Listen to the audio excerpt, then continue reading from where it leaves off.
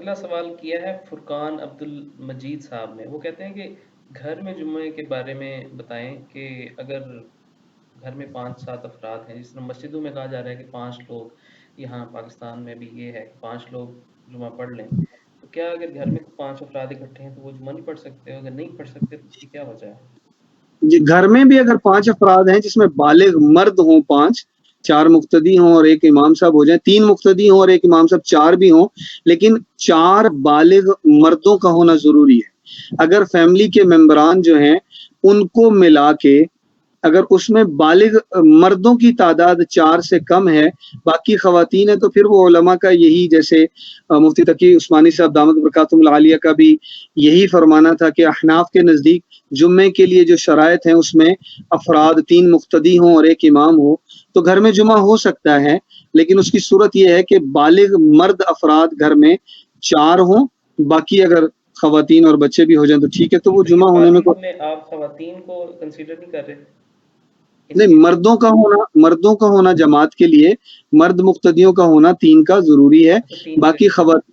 ہاں جی، اس ٹھیک کے ہے. لیے شرط کے لیے اور جی. مولانا ایسا نہیں ہے کچھ کہ جمعے کے متعلق یہاں بھی یہ کنسیپٹ ہے کہ جمعہ تو صرف اس جگہ پہ ہوتا ہے جہاں 5 وقت کی نماز ادا کی جائے، تو گھر میں تو 5 وقت باجماعت نماز ادا نہیں کی جاتی، تو وہاں یہ جمعے کے احکامات میں سے نہیں ہے کیا؟ عمومی اور خصوصی مسائل میں فرق ہوتا ہے، مسافر کی اور مقیم کی نماز میں فرق ہوتا ہے، جی. اور بیمار کی اور صحت مند کی نماز میں فرق ہوتا ہے، وبائی مرض اور جنگ کی حالات میں اور عام حالات کی نماز میں فرق ہوتا ہے. صحیح. یہ سوچنا کہ جمعہ مسجد میں ہی ہوتا ہے، نماز بھی مسجد میں ہی ہوتی ہے، یہ بالکل ٹھیک ہے، لیکن اگر ہم آج کل کے حالات کو سامنے رکھیں تو اور بالکل اجازت کہیں گے جی جمعہ تو مسجد میں ہوگا، اب مسجد میں جانا، جمع ہونا یہ خطرے سے خالی نہیں ہے، تو اب پھر کیا کریں؟ کیا کریں؟ جمعہ ہی چھوڑ دیں یا نمازیں چھوڑ؟ نہیں، وہ جیسے ایک مولانا صاحب فرماتے ہیں مسجدیں بند ہوئی ہیں، نمازیں بند نہیں ہوئی. صحیح. تو اچھا، اگر مسجدوں کا بند ہونا ہے تو نمازیں تو بند نہیں ہوئی، تو اللہ کا فضل ہے کہ نمازیں ہو رہی ہیں الحمدللہ. تو مولانا اس میں ایک آخری سوال، اسی سوال کا جزوی سوال یہ ہے کہ چلیں جماعت تو ایک آدمی کروا دے گا، 2 فرض پڑھا لے گا، لیکن جو جمعے کا خطبہ ہے وہ تو ہر آدمی کو یاد نہیں ہوتا، تو اس کی کیا ترتیب ہوگی؟